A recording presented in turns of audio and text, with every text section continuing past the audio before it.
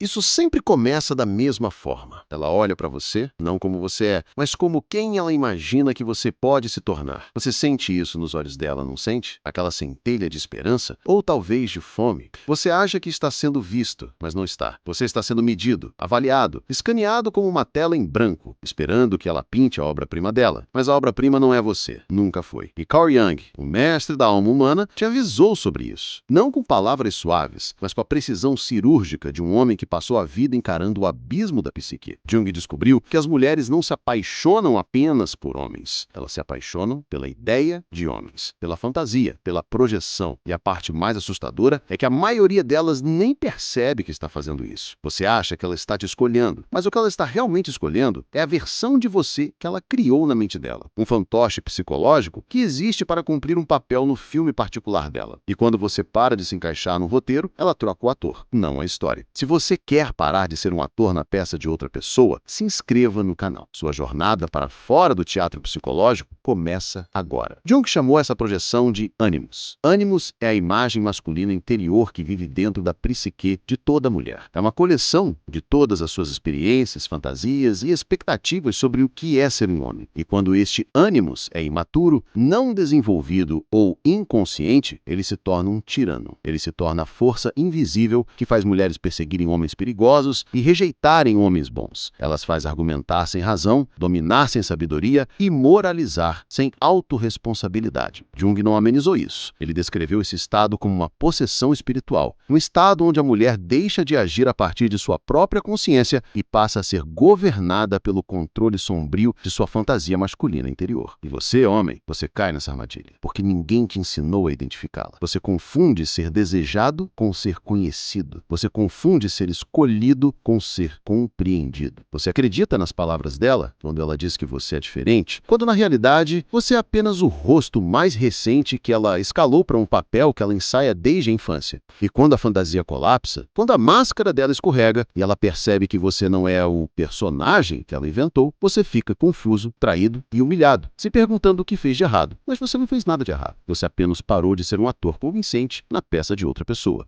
A maior tragédia dos homens modernos, segundo Jung, não é que eles são rejeitados, é que eles estão dispostos a se moldar em qualquer forma que acreditem que será aceita. Você chama isso de compromisso, de parceria, de amor. Jung tinha um nome diferente para isso: autotraição. Ele nos avisou que os homens que ignoram seu próprio desenvolvimento psíquico se tornam escravos da projeção feminina, se dobrando como argila úmida nas formas exigidas por mulheres que nem sequer conhecem seus próprios desejos verdadeiros.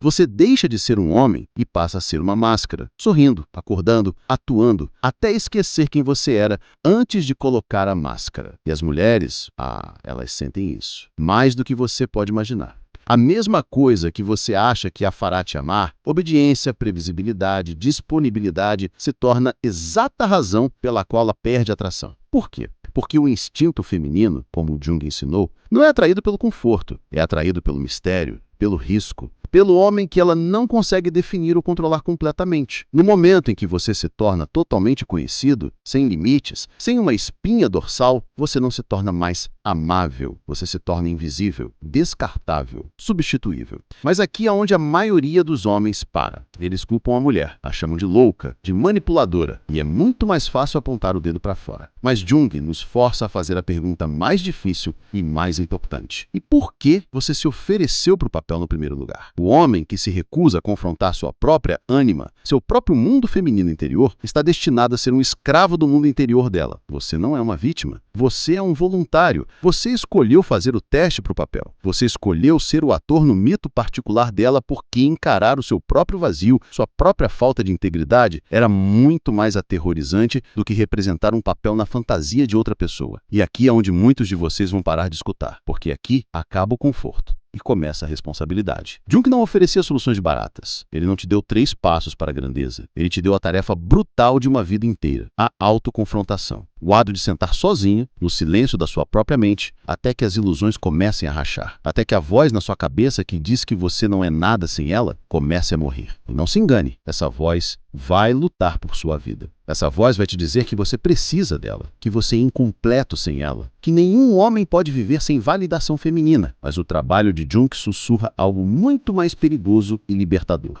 Ele sussurra que o homem que consegue ficar de pé sem ela, sem aplausos, sem ser necessário, é o homem que finalmente é livre. Livre da projeção, livre da performance, livre da tirania de viver como a ideia de outra pessoa sobre o que é um homem.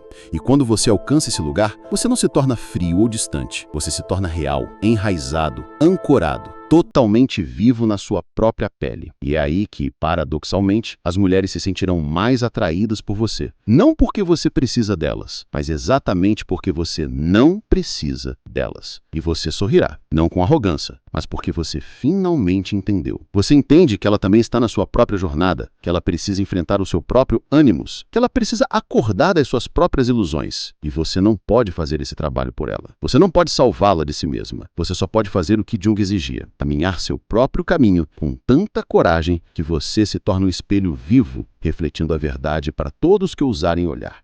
A maioria vai desviar o olhar, mas alguns poucos te agradecerão por isso. E essa, meu amigo, é a diferença entre ser amado pelo papel que você representa e ser respeitado pelo homem que você se tornou. A jornada para se tornar intocável não é sobre se fechar para o mundo, é sobre se tornar tão inteiro por dentro que nada de fora pode te quebrar. E se essa jornada de individuação é o que te chama, o Psicovibes é o seu guia. Nós exploramos a fundo a psicologia junguiana e a filosofia para te ajudar a se tornar mestre de si mesmo. Alguns dos nossos vídeos mais importantes sobre o tema estão aparecendo agora na sua tela. Clique e continue sua jornada. E se você é novo aqui, se inscreva no canal para não perder nenhuma ferramenta para sua libertação. Lembre-se, a mulher que você procura lá fora é só um reflexo da parte de si mesmo que você abandonou aqui dentro. Fique com Deus e até o próximo vídeo.